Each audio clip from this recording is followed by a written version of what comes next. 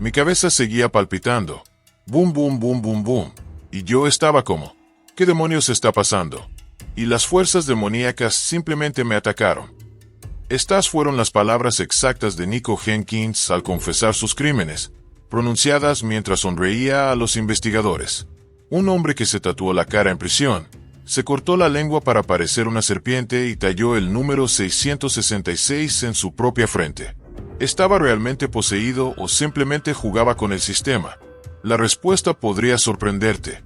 El 11 de agosto de 2013 comenzó una ola de terror en Omaha. Ese día, Nico Jenkins contactó a dos hombres desconocidos, Juan Uribe Pena y Jorge Cajiga Ruiz, bajo el engaño de un encuentro sexual con mujeres.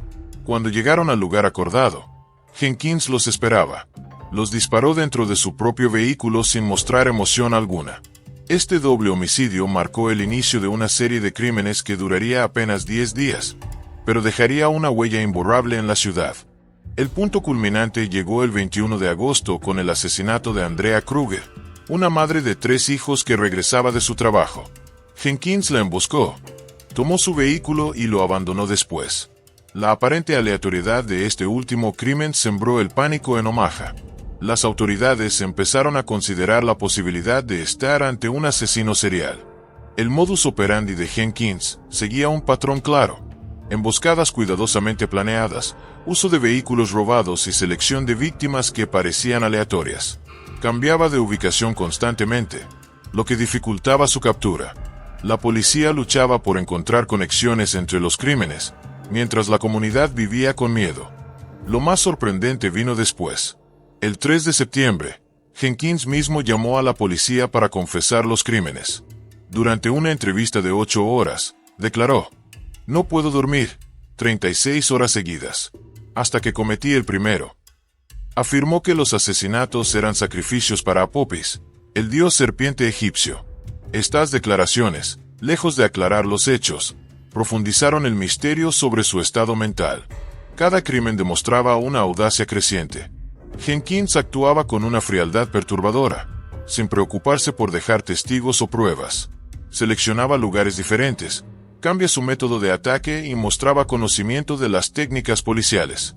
Esta capacidad para evadir la captura alarmó a las autoridades.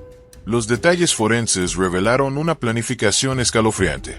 Jenkins limpiaba las escenas, desechaba armas en distintos lugares y usaba guantes para no dejar huellas. Su conocimiento del sistema penal, adquirido durante sus años en prisión, le daba ventajas sobre los investigadores. Las familias de las víctimas enfrentaban una dolorosa paradoja. Sabían quién era el asesino, pero no comprendían sus motivos. La confesión de Jenkins planteaba más preguntas que respuestas. ¿Por qué eligió a esas víctimas? ¿Realmente creía en esos rituales? ¿O todo era parte de un plan más calculado?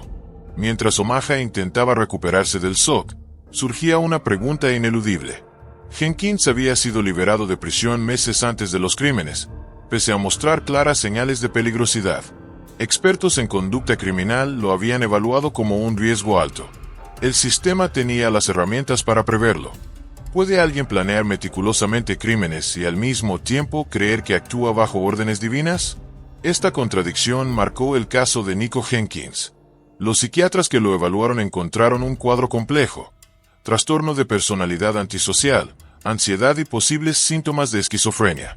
Sin embargo, los diagnósticos variaban entre expertos, lo que dejaba dudas sobre su verdadero estado mental.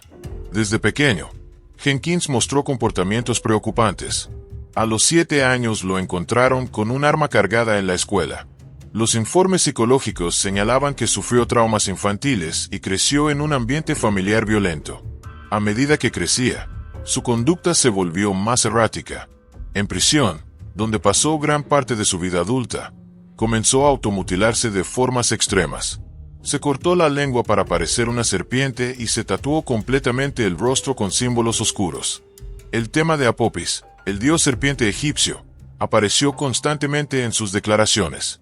Jenkins insistía en que esta deidad le ordenaba cometer los asesinatos. Las fuerzas demoníacas simplemente me atacaron, dijo durante su confesión. Mientras algunos expertos creyeron que podía tratarse de un delirio psicótico, otros pensaban que era una estrategia para evadir responsabilidad. Un psiquiatra penitenciario le diagnosticó en 2009 trastorno bipolar, esquizofrenia y posible psicosis. Pero las evaluaciones posteriores sugerían que podía estar fingiendo. Su historial en el sistema penal revela datos preocupantes. Varios meses antes de su liberación en 2013, Jenkins advirtió expresamente que mataría si lo dejaban en libertad. Incluso solicitó ser enviado a un hospital psiquiátrico en lugar de ser liberado. Estas peticiones fueron documentadas, pero finalmente ignoradas. El sistema sabía del peligro que representaba, pero procedió con su excarcelación. El comportamiento de Jenkins durante su juicio añadió más capas al misterio.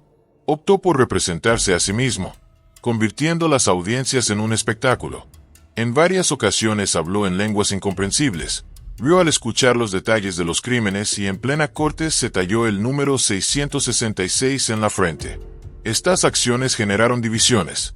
Para algunos eran pruebas contundentes de su enfermedad mental, para otros, un intento calculado de manipulación. Los forenses notaron patrones contradictorios en su conducta. Por un lado, mostraba una frialdad extrema al planear los crímenes, limpiar escenas y deshacerse de pruebas. Por otro, sus declaraciones sobre Apophis y sus automutilaciones sugerían desconexión con la realidad. Esta mezcla de cálculo y aparente psicosis dificultó cualquier diagnóstico claro. Las preguntas sobre su cordura llevaron a múltiples evaluaciones. Algunos expertos señalaron que entendía perfectamente la naturaleza de sus actos, mientras otros afirmaban que su percepción de la realidad estaba gravemente distorsionada. Esta divergencia de opiniones profesionales hizo que el juicio se centrara tanto en su estado mental como en los crímenes mismos. Un dato escalofriante surgió de sus entrevistas con psicólogos. Jenkins describía las voces que escuchaba con detalles vívidos, pero cambiaba aspectos clave de su relato según la audiencia. Cuando hablaba con autoridades, enfatizaba su falta de control. Con otros presos, presumía de su habilidad para engañar al sistema. Esta dualidad mantenía la duda. ¿Era un enfermo mental o un maestro de la manipulación? El caso dejó una pregunta inquietante sobre el sistema penitenciario. Jenkins demostró ser peligroso años antes de los asesinatos, mostró claras señales de alarma, y aún así fue liberado. Ahora, con su captura, el sistema judicial enfrentaría su prueba más difícil, determinar si estaba lo suficientemente cuerdo para ser juzgado. El juicio de Nico Jenkins comenzó en 2014 y rápidamente se convirtió en uno de los procesos judiciales más extraños en la historia de Nebraska. El acusado optó por representarse a sí mismo, una decisión que transformó la sala del tribunal en un escenario para sus actuaciones. Desde el primer día, Jenkins habló en lenguas incomprensibles que supuestamente eran lenguas angelicales, mientras reía cuando se leían los detalles de sus crímenes. Este comportamiento llevó a muchos a cuestionar si el juicio era realmente un proceso legal o simplemente un espectáculo macabro. Durante las audiencias, Jenkins insistía en que el dios egipcio Apophis lo había obligado a cometer los asesinatos. En uno de los momentos más impactantes, se talló el número 666 en su propia frente a los jueces. Los psicólogos que lo evaluaron señalaron contradicciones preocupantes.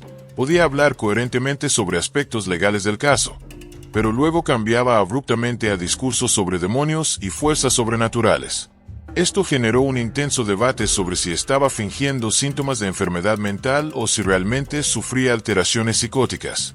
Los familiares de las víctimas enfrentaron una agonía particular durante el juicio. Cada vez que se mencionaban detalles de los crímenes, Jenkins solía reírse o hacer comentarios sarcásticos. Jennifer Bradford, hermana de una de las víctimas, declaró: verlo comportarse así, burlándose del dolor que causó, fue peor que escuchar los detalles de los asesinatos. El juez Peter Bataillon calificó los crímenes como una de las peores olas de asesinatos en la historia de este estado, destacando la crueldad y premeditación con que actuó Jenkins. El momento decisivo llegó durante la fase de sentencia. El panel de 3 jueces evaluó cuidadosamente tanto los crímenes como el estado mental de Jenkins. A pesar de los informes psiquiátricos que sugerían problemas de salud mental, los jueces determinaron que merecía la pena de muerte. En su fallo, mencionaron la extrema crueldad de los asesinatos, la falta total de remordimiento y el peligro que representaba para la sociedad. Con esta sentencia, Nebraska envió un mensaje claro sobre cómo manejaría casos de esta magnitud. Detrás de cada crimen hay una historia humana. Familias destruidas por actos de violencia inexplicable. Las víctimas de Nico Jenkins no fueron solo números en un reporte policial, sino personas con vidas, sueños y seres queridos que los llorarían. El 11 de agosto de 2013, Juan Uribe Pena y Jorge Cajiga Ruiz se convirtieron en las primeras víctimas. Ambos fueron atraídos con engaños a un encuentro falso donde esperaban mujeres, según les habían prometido. En cambio, encontraron a Jenkins, quien los ejecutó con disparos en la cabeza dentro de su propio vehículo. La frialdad del crimen quedó plasmada en los detalles forenses. Jenkins les robó la cartera a uno de ellos antes de huir, mostrando un cálculo macabro en sus acciones. El 21 de agosto, Andrea Kruger se convirtió en la última víctima. Madre de 3 niños, regresaba de su trabajo cuando Jenkins la interceptó. Según las investigaciones, Kruger le rogó que la dejara ir, plegarias que fueron ignoradas. La mató a tiros en la calle y luego abandonó su vehículo, intentando borrar huellas. La escena reflejaba el patrón de Jenkins: violencia sin razón aparente contra personas que solo estaban en el lugar equivocado en el momento equivocado. Su familia perdió no solo a una madre, sino el sostén emocional y económico del hogar.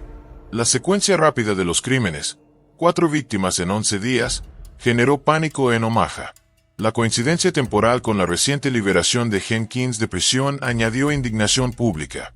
Meses antes había advertido que mataría si quedaba en libertad, pero el sistema lo dejó salir. Este detalle persigue a las familias. ¿Podrían haberse evitado estas muertes con mejores protocolos de evaluación y control? Andrea, Juan, Jorge y Curtis tenían nombres, historias y personas que los amaban. Andrea dejó 3 hijos que crecieron sin madre. Juan y Jorge dejaron familias que aún buscan entender cómo un engaño los llevó a la muerte. Curtis dejó preguntas sobre qué conflicto del pasado selló su destino.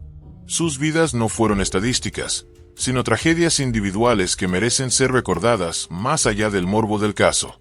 Los errores del sistema no excusan los actos de Jenkins, pero plantean preguntas incómodas sobre prevención.